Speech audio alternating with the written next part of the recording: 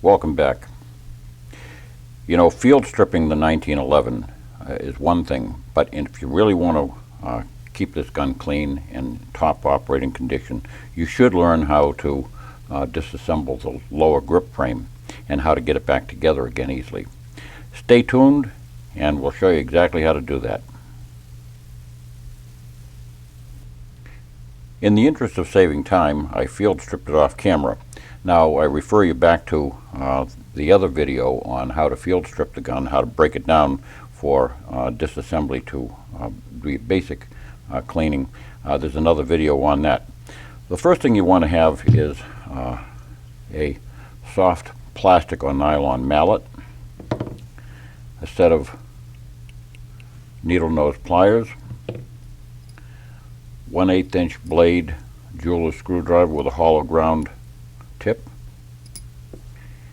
and a 3/32 drift pin. I do suggest that you have yourself some sort of a cup because small parts have a way of being evasive and getting lost on a workbench. Draw your hammer to the rear. It should already be to the rear if you've just disassembled your gun. Place the safety in the on position, and with the safety in the on position, just simply wiggle the safety straight out. Sometimes it's a little bit of a process to get it out, but it should pop right out just like that. Just simply wiggle it as you pull it straight out and place that in your cup. Your grip safety at this point now is free to be removed. Just simply back it out of its home and place that in the cup. On your hammer, removing your hammer, first of all, drop the hammer gently by holding on to the hammer and pulling the trigger, allowing it to go all the way down to the frame, not just to the half cock notch, but all the way to the frame. But don't let it slap home, because that can damage both the frame and the hammer on your gun. So now, from the right side of the grip, right here, simply push your hammer pin straight out through and retrieve your hammer pin. You'll notice that if you take a look at your hammer pin, you'll notice that it's rounded. It's got a rounded end on one side, and on the other side it's flat. The flat side has also got a very thin head. That's the side that buries into the counterbore section of the pinhole, which is on the left side of the frame right here. Put the pin in the cup, remove the hammer, and place that in the cup. Now just simply go to the bottom of your frame. You'll notice that at the bottom of the frame there is a dished side to this pin right here, and there's a curved side. The curved side mates with the curved side on these pins up in the upper section. All you need to do is simply take your drift pin and push that straight out with a rap of your hammer from the dish side, and it'll push all the way out through. Place that in the cup. The spring cover right here, this main spring cover, which is on a keyed section of the grip, that'll just slide straight out. As you slide that out, hold on to your three-way mainspring. Your three-way mainspring is it's quite an ingenious design that John Browning came up with. At the bottom end, you'll see that there's a small dog leg right here on the wide section that seats itself into this cut. There's a small saw cut right here, milled cut right here, and that's what that dog leg sits into. So looking at it from that perspective, with the dog leg down, the left hand spring operates the sear. That pushes against the sear and maintains contact with the sear maintains contact with the hammer at all times. The center spring is your disconnector spring. This forces your disconnector into the upward position and maintains that. The right hand side is your grip safety spring. So you can set that aside. At this point now, you can easily remove your sear and your disconnector. Take your drift pin, and from the rounded side, simply push straight through and capture the pin on the left side and set that aside. Now you can either just simply dump this out, or as I will do, or you can take a pair of pliers and just lift it out. But you can, this is your disconnector right here. You can see, I'll explain how this works. And your sear is right here. I'm setting it all aside so we can clean the gun up. Now the only thing that we have, there's only two things that we have left to remove of consequence, unless of course you want to take your grips off, but there's no need to take the grips off in order to do a basic cleaning. Take your needle nose pliers and gently pull the pin from the plunger tube. Now this is a double acting spring with two pins. Make sure you have both pins come with it. The smaller pin faces forward in the gun, and the larger pin faces to the rear toward the safety. The larger pin actuates is the detent for your safety lever, and the forward side is the detent that operates your slide stop. Okay, so you can set that aside. Again, it's a very handy thing to have a cup so that you don't lose these parts, because sometimes, you know, it's easy to happen where the parts just get lost. The last thing we have to do now is to simply remove the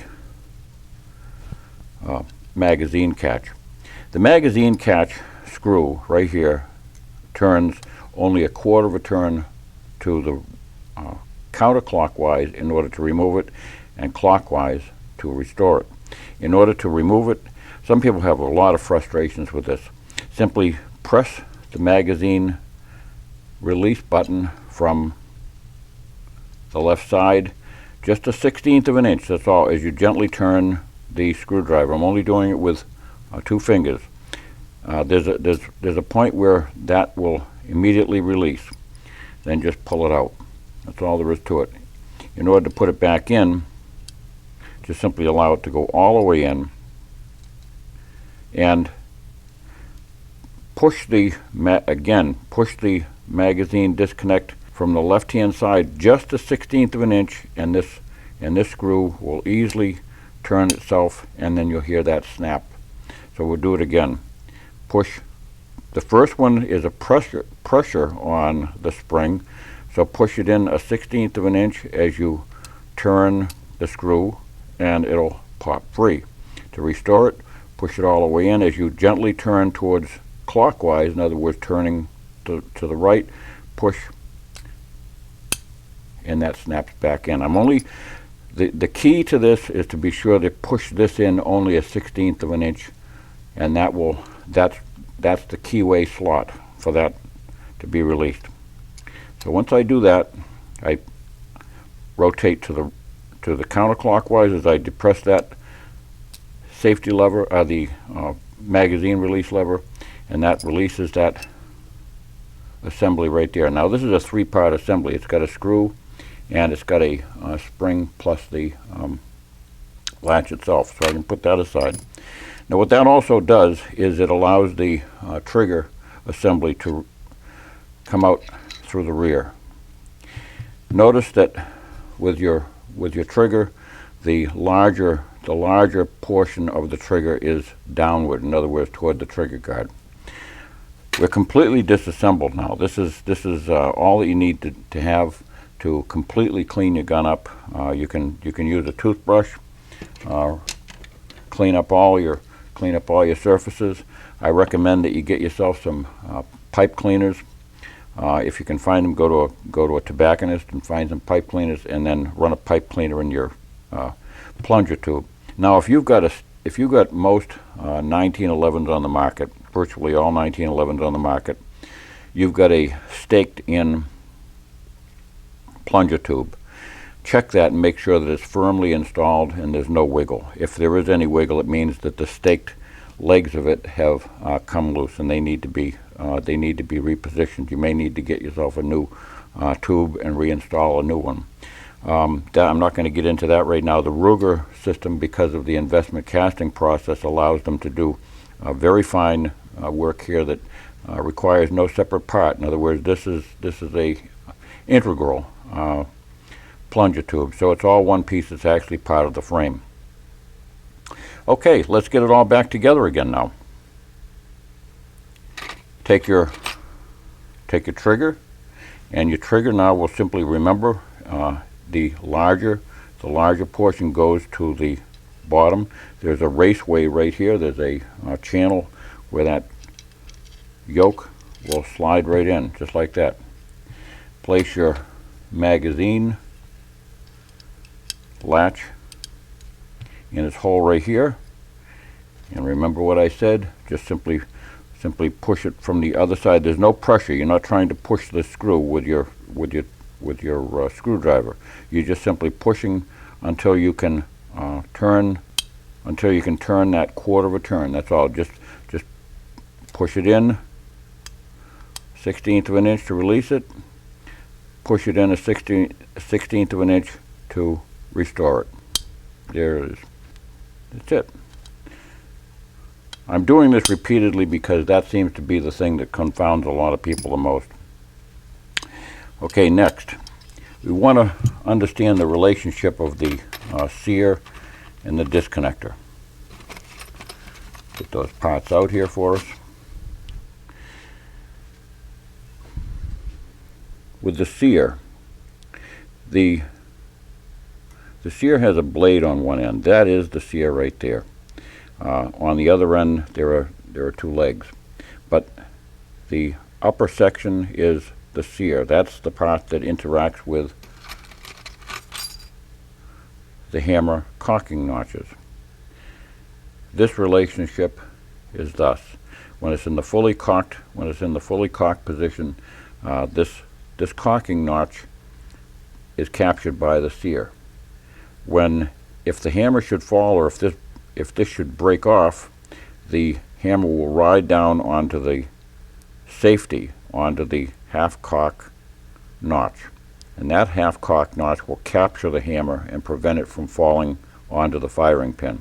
So if you ever have follow down, if for any reason this sear should fail and you have follow down after you fire, it won't drop all the way to the firing pin. It will simply follow down and drop onto that half cock safety. So that's the relationship. In order to, and this is your disconnector. Your disconnector, this is the portion that protrudes through the top of the frame, and this does exactly what the name implies. If this disconnector is not, I'll bring out this the slide here. You'll notice that on the slide there is a dished out section right here toward the back of the slide. That is where the disconnector must ride up in order to allow the gun to go off, in order to allow the trigger to be pulled to the rear and the hammer to drop. Without that dish in position, without that small dished out section in position, the disconnector will simply ride on the higher portion of the slide, and it will prevent firing. So that's how that works. Basically, it positions the sear out of the way so that it can't be pulled. All right, what we want to do now is make sure that we have the correct relationship. The sear must be in the facing up position. There's a flag on the bottom of this sear, and there's a smooth side of the flag that goes toward the gun, and there is a machined out section of the flag that comes facing towards you, towards away from the gun. The sear rides on top of this like a saddle, right here. You can see how that works. This slides up and down, and you'll notice that there's a hole here with a sear pin, with a sear and disconnector pin. When that's reassembled into the gun, the pin passes through that section right there, through that hole.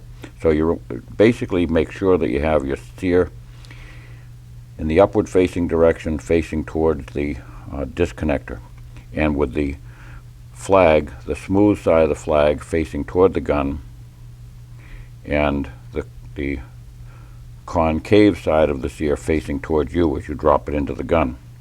So all you do now, you can install the disconnector first. With that flag toward you, position the disconnector so that it goes up into the passageway for it. This is where you can either fumble around with your fingers, or you can use a, there it went in by itself. You want to make sure that the disconnector is coming up through its passageway, up through the hole here. Keep it in that position as you place your sear with, again, with the sear side up and the two legs down, and the concave, the curvature, the caved in curvature facing toward you, and just simply drop that down onto the I find it's always easy to just drop it on. Some people like to lower it on with a pair of needle nose pliers or something, but I like to just simply drop it on. It's easy enough, and it always seems to fall into place. Now you want to have the smallest pin, which is your sear and disconnector pin. Start it from the left-hand side, and apply just gentle pressure with your finger on the left-hand side.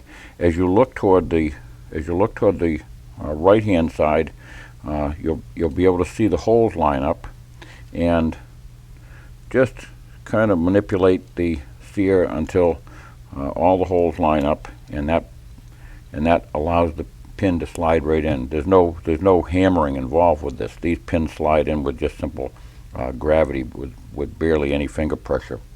And I say that is the case with any of the higher grade 1911s that I have encountered. If you have a gun that has resistance, then naturally you're going to have to take whatever pains that are necessary to get the pins back in. But that simply goes in with very simple pressure. It actually would fall out if I just tipped the gun up and gave it a rap. Now we want to reinstall the triple acting spring and your spring cover. Now, by the way, your spring cover is also a assembly of its own. See a little bit of dirt here. I'll remove that. Your spring cover, the main spring cover, it can be disassembled, but that's an extremity that I prefer not to do. This is under pressure. Unless you have a good reason to remove this mainspring, I suggest that you don't do it. There's a capturing pin right here. There's a capturing pin here that has to be driven out, and it needs to be driven out from the finish side, from the checkered back side, and as you maintain pressure on the spring, that's under very forceful pressure, and you don't want to lose that. And certainly wear your safety glasses. You should be wearing safety glasses right now, as a matter of fact, anyway. Okay, so place your triple acting spring down onto the grip frame. It just simply falls straight down. When you look inside, ensure that there's nothing hung up. You want to make sure that your left-hand side is just simply laying on top of the mechanism, on top of the gun. The center spring should be free to push up and down. You can see how that pushes up and down on that tapered section of the disconnector, and moves the disconnector in the up and down position. And this spring should just be facing out toward you.